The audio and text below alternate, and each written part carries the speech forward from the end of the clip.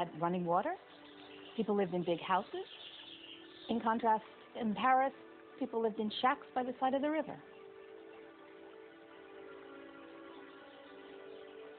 The glory of medieval Cordoba is here, in what is now the great Roman Catholic Cathedral in the middle of town. But the Cordoba Cathedral of today began its life as a mosque, one of the grandest of the Islamic Empire. The Great Mosque in Cordoba was simply the biggest mosque in the biggest city in southern Europe. When you climb up into the church tower, which used to be a minaret, you look out over this expanse of roof, it's quite amazing to see this cathedral, complete with flying buttresses, popping up out of the middle of this massive mosque.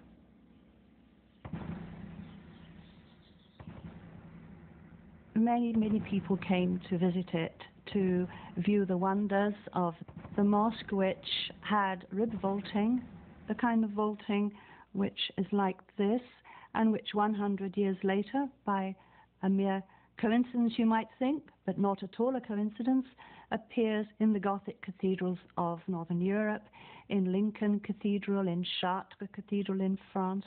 Where does that come from? Obviously influenced by the great Mosque of Cordoba in the south of Spain.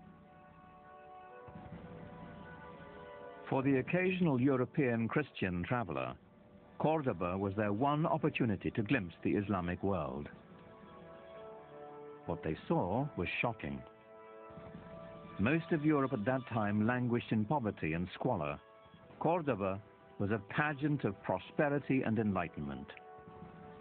In the 10th century, there was a Saxon nun with the unpronounceable name of Hrotswitha, who called medieval Cordoba the ornament of the world. She was very, very taken with the place.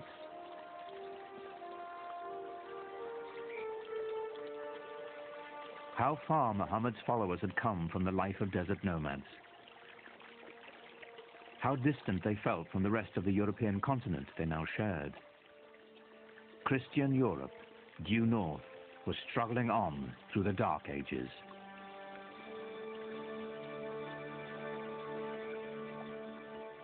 But at the dawn of the 11th century, a tragedy in Jerusalem would put Muslims and European Christians on a collision course. Jerusalem was ruled by an Egyptian caliph, an infamous man named Al-Hakim. Al-Hakim was certainly a deviation from the norm. Clinically speaking, I suppose today we'd regard him as a madman, as someone who was simply insane. For 200 years, Christian holy places in Jerusalem had been respected and protected by Muslim rulers. In 1009, the Egyptian ruler Al-Hakim broke with that tradition. He ordered the holiest church in Christendom destroyed. And horror of horrors, he burnt down the Church of the Holy Sepulchre in Jerusalem.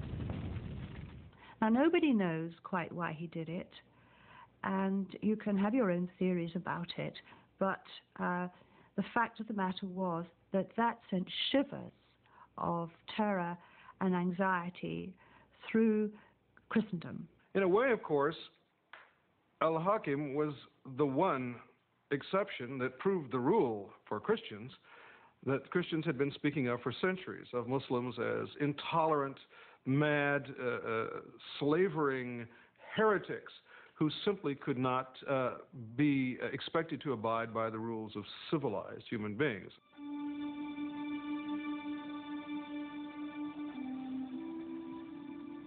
The fact that Al-Hakim's successor rebuilt the Church of the Holy Sepulchre, it was done by 1048 with Byzantine help, didn't cut any ice.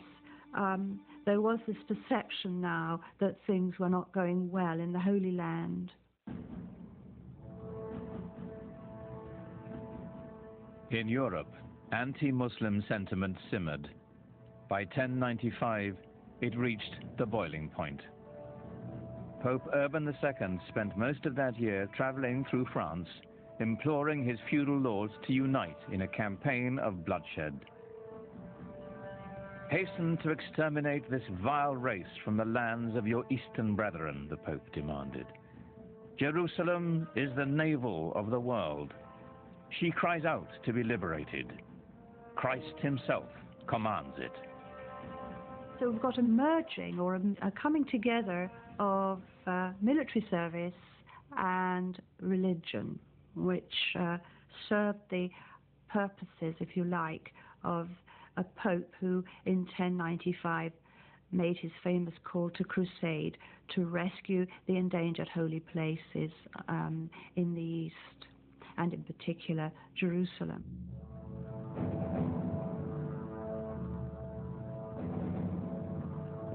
In 1097, Muslim shepherds in Syria caught their first glimpse of a sight that would soon strike terror throughout the Holy Land.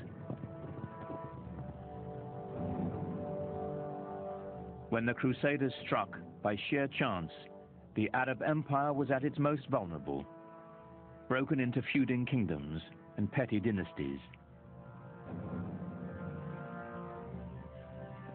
They couldn't have chosen a better moment, because the Muslim world was in a very fragmented state. The great rulers of the time had died, and into that power vacuum there came this most unexpected enemy, the Crusaders from Western Europe. Who would have thought that a new enemy would come to the Islamic world from that unexpected quarter? It was completely unprecedented. It was a real surprise. The Muslims didn't really know who they were. They thought they were just another lot of Byzantines who were coming, as usual, to be a nuisance and fight on the borders. They had no idea that there was this extraordinary surge of religious fervor and fanaticism coming from Western Europe, and that the aim of this group was Jerusalem.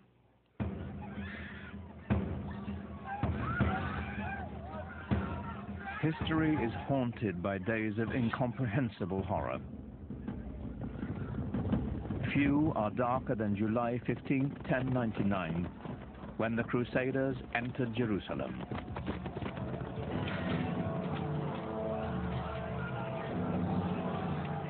The massacre must have been terrible. The fear, the fleeing of the population. It must have been horrendous.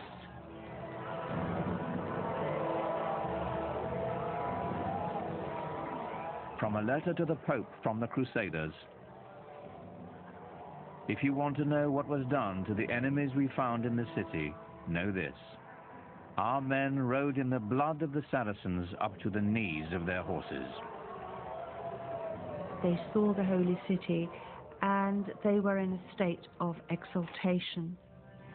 And perhaps that's why, when they flooded through the gates of the city, that they were fired up with fanaticism and zeal, and that's why there was this terrible massacre in the name of Christendom.